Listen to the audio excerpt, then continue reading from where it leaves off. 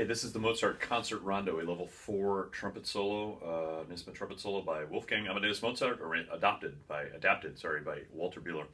I'm going to be playing on the euphonium. I'm going to cheat a little bit here. And I also am going to do this kind of one section at a time. A rondo, of course, the A section keeps coming back a number of times. So, for instance, you know, A, B, A, C, A, B, A, or something like that. So once you get the A section down, of course, you've got, you know, 4 or 5 for the price of 1, which is kind of a cool thing. The A section in this case goes up to, literally, up to letter C, it looks like, right at the beginning of the song. Let me just play it.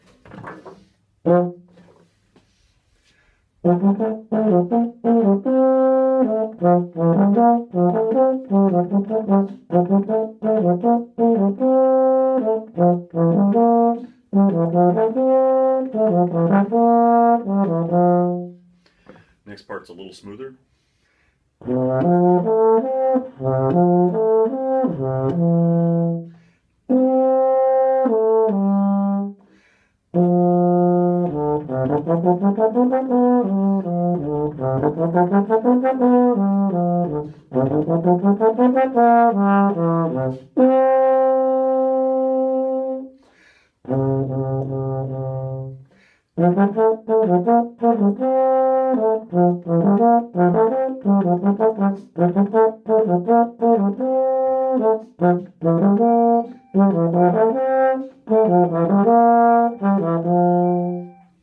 Sorry about the bell. There is a little trill in the A section here. It's on the A, G, A, B, A. It happens a couple times. Really, this trill is just going to be a little flutter of A, B, A. So A, first and second vowel, up to B, and then back to A.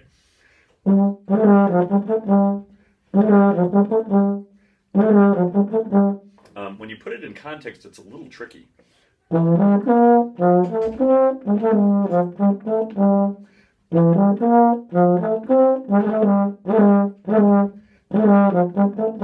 Which is why I'm leaving it out for now. I think that's probably a frosting kind of thing. You want to get the cake baked first. If you can add that in later, that's fine. And all the other trills in the song are a lot easier. But I wouldn't probably hit that trill right away, right at the beginning. Okay, so this is the next section, the smoother section at letter C. The trickiest part for me down here was when you get past D and you get into those slurred eighth notes. Not so much at the beginning of the slurred eighth notes, but when you get down to the A flat section down there, there's a part where there's A flat, B flat, and then there's a couple little grace notes at the end too. I'll try not to mess those up. So this is letter C. Try that again.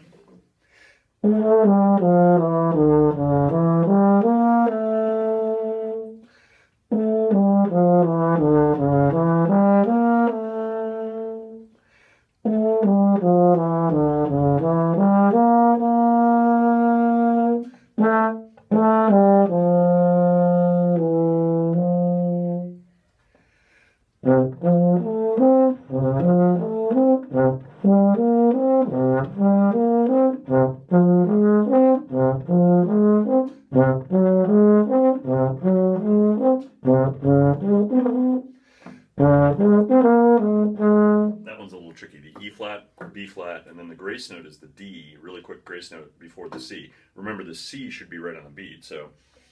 And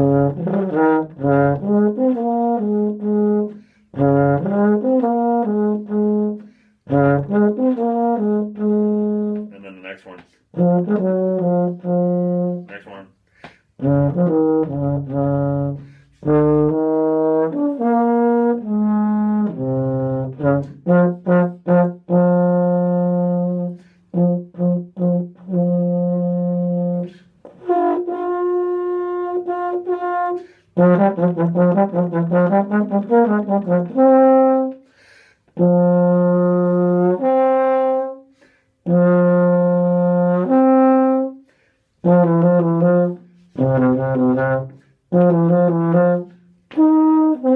Sorry. Let me try that again.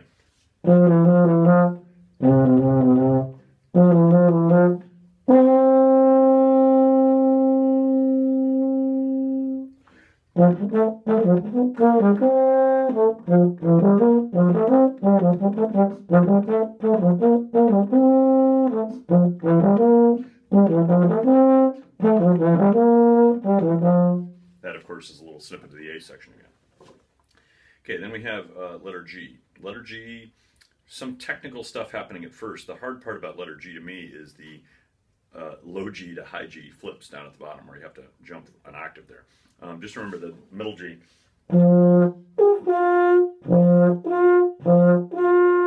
You probably want to practice that a little bit too. Nice fast air for those high Gs. Don't push on your mouthpiece. In fact, I pull back a little bit on the mouthpiece. I try to think about that at least. So letter G with a bigger note.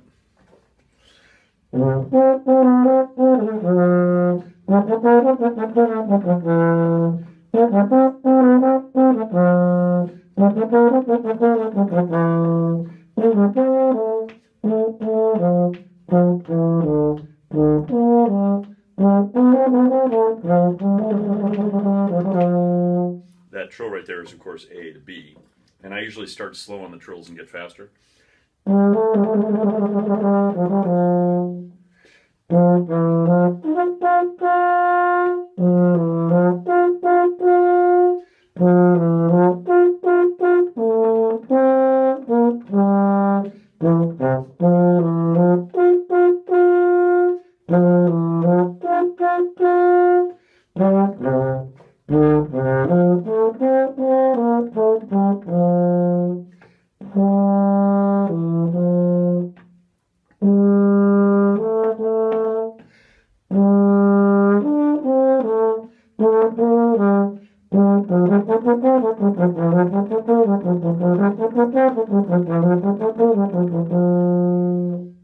It's not nearly as hard as it sounds, that part.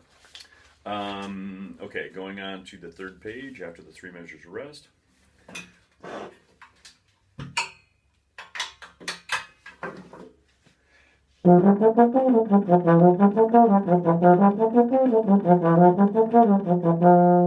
By the way, I forgot, there is a misprint. That pattern, that two slurs and two staccatos pattern, should be consistent through those four measures that I just played, plus the four measures on the previous page.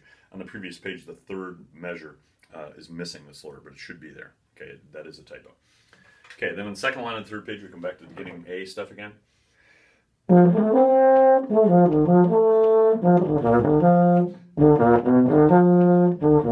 Yeah, it's not quite the beginning A stuff, is it? I forgot about that. There's a C sharp in there, so let me try that again.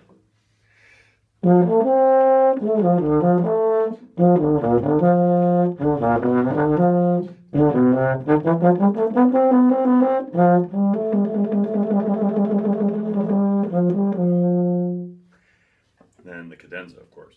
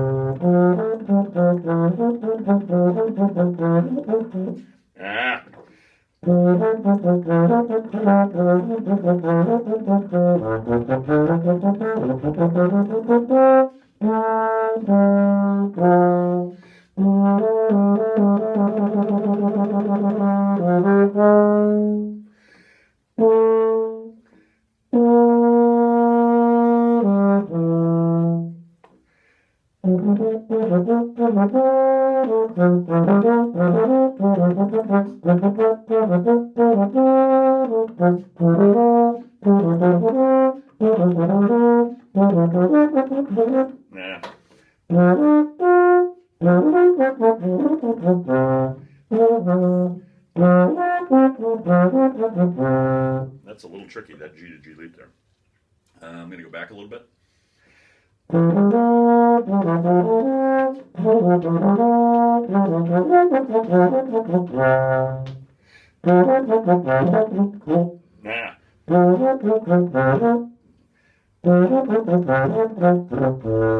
There we go.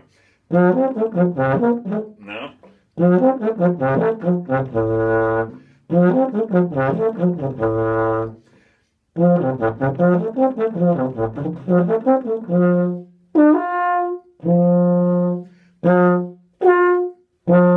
Make sure those last three G's are nice and clean. This is a tricky solo. There's not a whole lot of easy stuff in here. The A section, once you get it down, is nice and easy. The cadenza, remember, is really, really flexible in terms of tempo. You can start slow, get faster. You can start fast, get slower. The cadenza was in classical times where, and nowadays too, where the soloist would show off. The orchestra or the piano would stop playing, and it was kind of out of time, a moment for the soloist to kind of, hey, look at how good I am. I can do this. So it was kind of a little bit of a show-off time. And then, of course, you just basically come back to the ending. There is a deceptive cadence, by the way, after the trill and the adagio section, four measures, 4 lines up the bottom, that A to B trill then goes up to B flat. It's a little bit like a reverse Picardy third, I guess. You're expecting it to be in major, and all of a sudden it goes to minor, which can be really dramatic in a piece of music anytime. Okay, good luck with it.